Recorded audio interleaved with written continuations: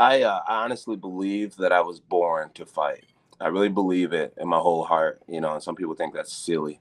But I think a lot of great athletes, people who are really good at what they do, it's more than just what they can do in the gym. It's something that starts way before they're known in the arenas. It's something that it's like an internal belief. And I honestly have convinced myself that I'm not designed to lose.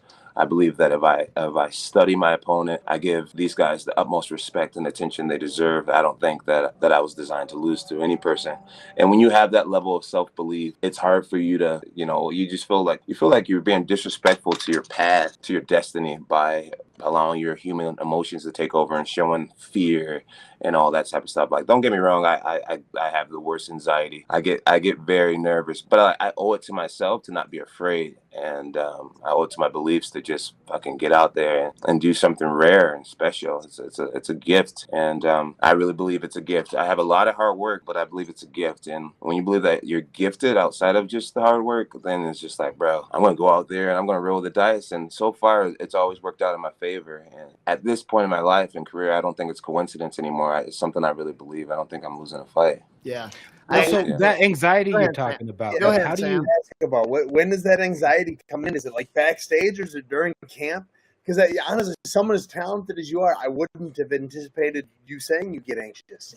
I mean, you've been. Oh yeah, I get terrified. Is it Yeah, I get absolutely terrified. during It camp? usually it creeps in when the contract has been signed. Okay. And when I realize, okay, this is really happening, I think that's when the anxiety kicks in. It's just and the way I look at anxiety is it just means that you care about the outcome and how you perform and how you perceived and everything. I feel like when you get to a place when you don't feel anything, it's probably when it's time to hang it up and try something different. At this point, I still get really nervous, man. I have nightmares about my opponents. About every hour, Stipe Miocic crosses my mind. Stipe will cross my mind. He will cross my mind. I could be having a drink. I could be, you name it. He crosses my mind. I could be at my kid's volleyball game and I'm thinking about Stipe. Yeah, there's a lot of mental that goes into it that I don't think people realize.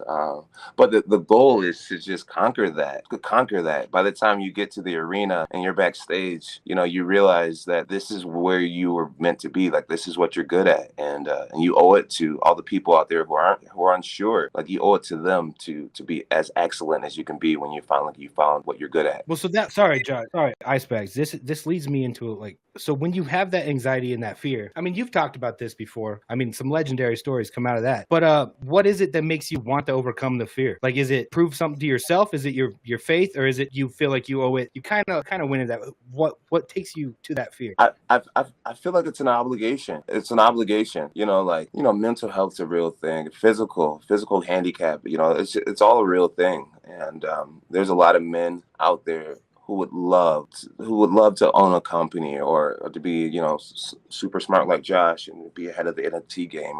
And I feel like when your higher power has made you capable, you have an obligation to do it for those who can't. And so one of my coaches, we have this really simple saying, John, because you can, you have to. And there's another quote where they talk about, talent and potential is the worst thing to waste. Like, if you could do something awesome in this time on the planet, you kind of have to. You have to. When it gets scary and when you don't want to do it and, the world feels stacked against you, you have to keep going one foot in front of the next because someone's watching you out there, man, whether it's a kid or an adult, wherever, and I believe people draw inspiration from each other. And when you see someone out there being courageous, fighting back from adversity, whatever it may be, we all draw little ounces of strength from that. And so I just try to play my part while I'm here, providing strength to us American men. So it goes back to, like you said, you felt like you were born to fight. This is what you have the talent to do. This is what you go out and do it. Got to. Destiny. Yeah. Got you. Destiny. Yeah. And John, honestly, like Mac and I were talking a little bit just before, because we don't plan any of this show, right? We don't write down questions. It's like, let's let it flow how it you guys tried, and then we never stuck to it, so we stopped. Yeah. Everybody refused to. They wouldn't fucking do it. So it was just like, all right, let it go, right? That's the best way, bro. Mac was like, how far can we go with John? Like, would he ever go into like mental health? Would he ever go into this? And I'm like, dude, I have no fucking idea. But the fact that you do is super fucking impressive because dude, so much of the male population has to deal with all these like outside fucking expectations and this and this and this. And it's like, as a father, you know, and as a business guy, like I have to deal with this shit inside my own head, right? But maybe we shouldn't have to. Maybe we should be able to like talk about it as men. Bro, I tell you, it's a real thing, man.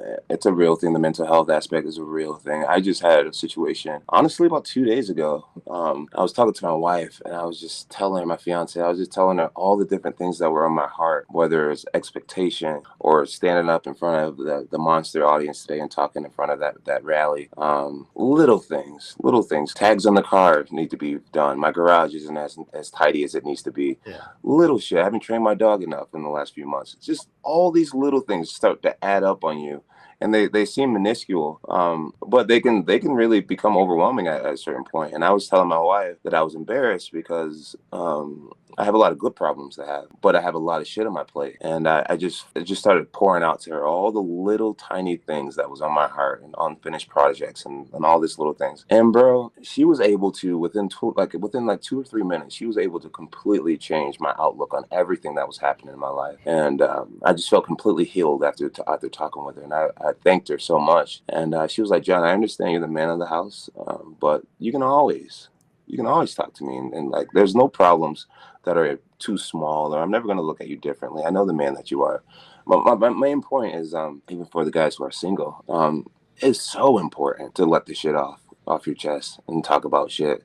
One thing I've learned is the more real that I am with men, the more I realize how similar we actually are. Like, we all have a lot in common. We're all going through something, absolutely something. And so, mental health is for everybody, no matter what you've done, no matter how much you make, no matter who you are, or whatever. It comes for everybody. And it's important for us to be real, honest about it, and vulnerable, because that's where the healing comes for ourselves and others.